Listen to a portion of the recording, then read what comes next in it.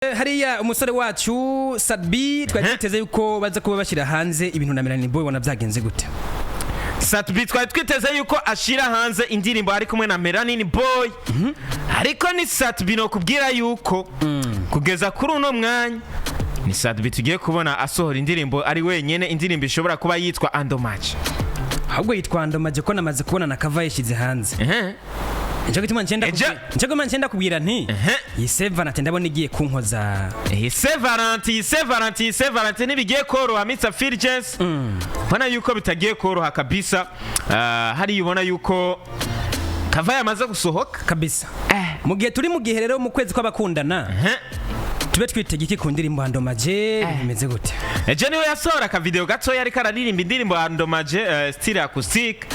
Bona yuko hariya naho haize iminota igera kuri 26 asohoye cover kabisa. Indirimbo yitwa Andomaje. Rujya rurimi n'ugwahe? Andomaje. Andomaje basha ni Wende Juma aturabi adushire kaga cover hariya kuri Facebook. Ni ekritire yonyene. Yanteye ubwoba. Ubwoba kabisa. Écriture ya Sadbi Andomaje. Est-ce qu'en français on écrit Andomaje comme ça vraiment? Non, baravyiharaje abasore. Quelque chose que je ne comprends pas vraiment. Abasore baravyiharaje kabisa. Bona yuko hari waje ngo Seravi. Abaririmba komusa. Hari abaririmba hari amatitire amwe ubona yuko bagerageza kuyahindura mu Kirundi kabisa. Ariko nyene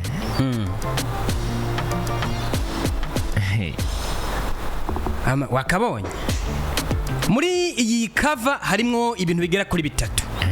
Turabona Sadbi izina hejuru, hakazamwo izina ry'uko indirimbo yitwa Andomaje, harimo logo ya Empire Avenue, harimo n'ubutumwa buvuga buti produced by Franklin Sweetbeat canke yahinyanyuwe na Franklin Sweetbeat. Ni kagahinyanyuzi kuva muri Empire Avenue. Niko bamwita, nimwe bavuga ngo ndagafatiye mu gwara, ahubwo niko ga slogan twahisemo kuza turamuhamagara kugira ngo abantu bagende bumva yuko ari umunyempano kandi afise ingabire idasanzwe, akora akazi kiwe neza kandi akiri muto. Muri cover rero harimo umukobwa n'umuhungu basa nabegeranye benda kuyambirana ariko hagati yabo bakaba bafatanya ukuboko basa nabagira bambikana impeta. Hakaba hariko akantu hejuru kerekana umutima.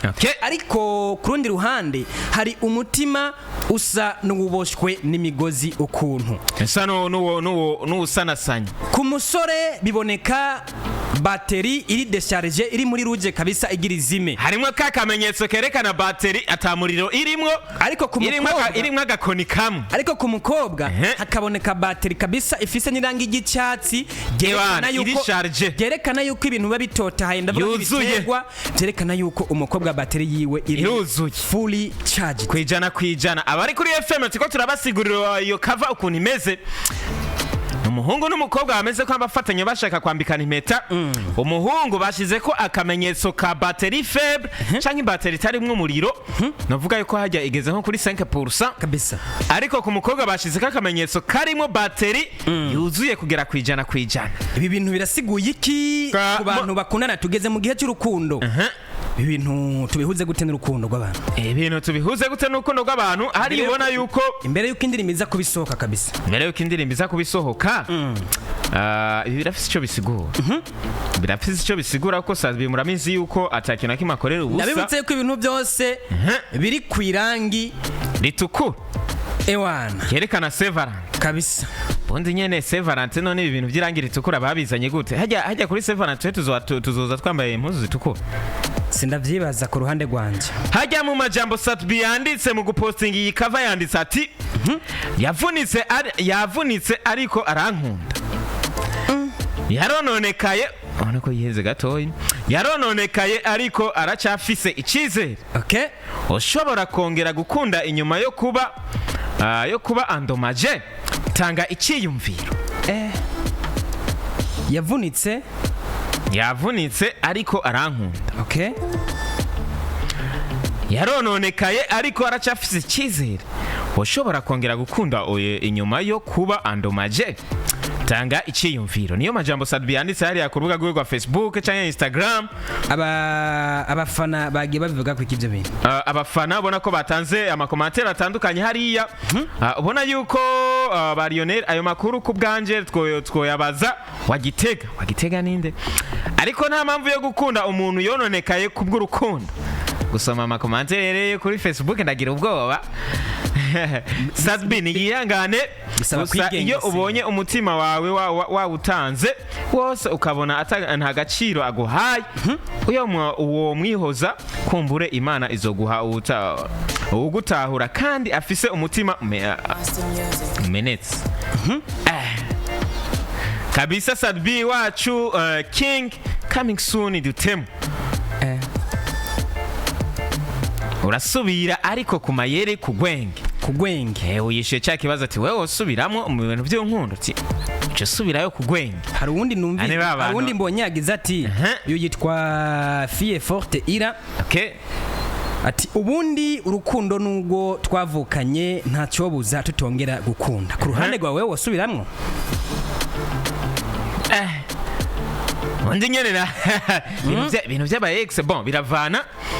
Umu ex iyo mukundanye maze mugahebana hariya ntusubirayo. Ariko nibisigura yuko cebe ibintu byo gukundana. Nabonye indirimbo y'umusore Harmonize hari yavuga ati ex ninde yavuze yuko umu ex wanje abayeho neza. Ntibibaho, umu ex wanje ntashobora kubaho neza. Donc iyo umaze kubona yuko umu ex wawe abayeho neza kwa mwarahebanye hajya nawe biba bikunaniye kaba kabaye kabisa. Ariko biravana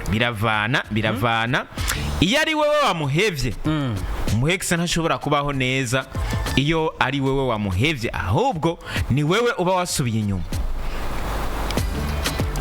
Umu ex ntashobora kubaho neza iyo ari wowe wamuhevye.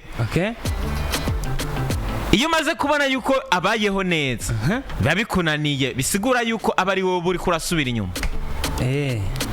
Mugashira abo ahadata uba ushaka uhavure uza gusubira kumwiyegereza ati rega urabona ati ibintu bimeze kuno. Kandi ni wowe uba warakoze amakosa, kuko iyo uba umaze kubona yuko umu ex wamaze kumuheba maze ukagaruka kubona yuko abayeho neza, ahubwo si waba abayeho neza ni wowe uri kurasubira inyuma. Usubira kumurondera umubwira ati rega burya sorry narihenze. Ariko mugahebana ari we yaguhevye ukabona yuko abandanya abaho neza, ni wowe uba ufise amakosa. Aba yaguhevye ari wowe ufise amakosa. Bisigura ko mwahebanye atakintu runaka gifadika mwapfuye.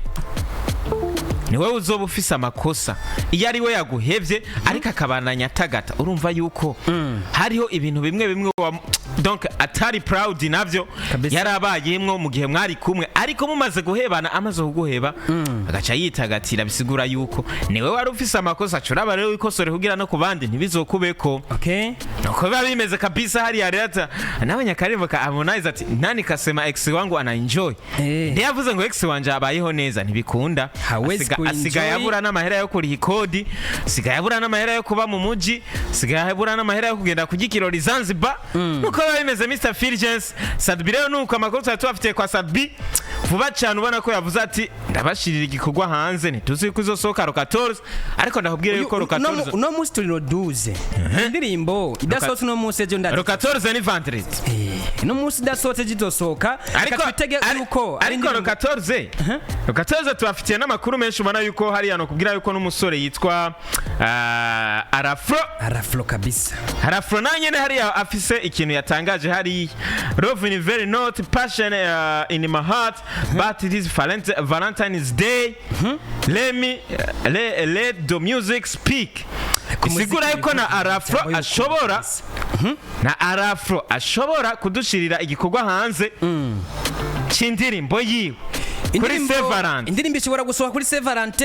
Sadbi reka turindire turabe mbega indirimbo yikira hanze ryari tuze kuba twumva ubutumwa ifise, na cyane ko wamaze kuba wumva ko harimo ibintu byo kuba twarababajwe canke twarabaye andomaje nkuko abivuga, maze byo kuba tumenya hanyene cyambandanya mvuga nk'abaririmbyi bashobora gusohora indirimbo kuri Severant bamaze kubitangaza. urumva ko twabashikirije na Arafro hari uyundi muntu ashobora gusohora indirimbo kuri Saint Valentin ashobora kuba ari Vania Ice. Vania Ice ashobora gushira hanze indirimbo kuri Saint Valentin kuko n'amasanamu yashize hanze ku munsi wejo yarerekana yuko harimo amabara y'ibintu by'imituku n'ibintu bisa n'amakara, ndavuga ibara girabura cyabumva yuko aba harimo akantu ka Saint Valentin. Ni na Vania Ice twamaze kuba tubwira yuko ruzogora ku byatumye urugendo rwo rutagenda neza muri Leta Zunze Ubumwe za Amerika.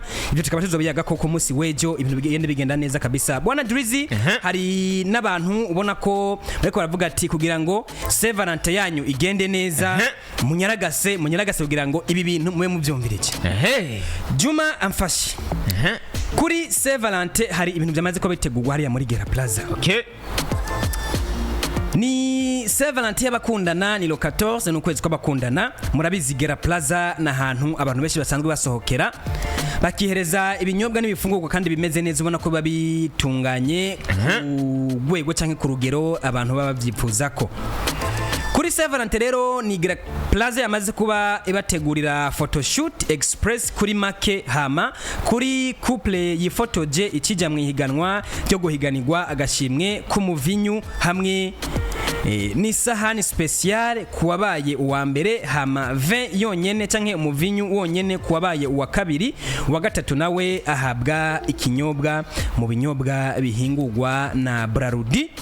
Ariko uhageze uzosanga hateguye mwibara ritukura n'igirabura rigerekana urukundo, kandi n'imyambaro izo kwambagwa ni iyitukura n'igirabura. Bizotangura isaha 12 z'umugoroba kugira ngo ibirori bize bigende neza, bigenda binaryoha, abantu bagenda banaryoherwa kabisa.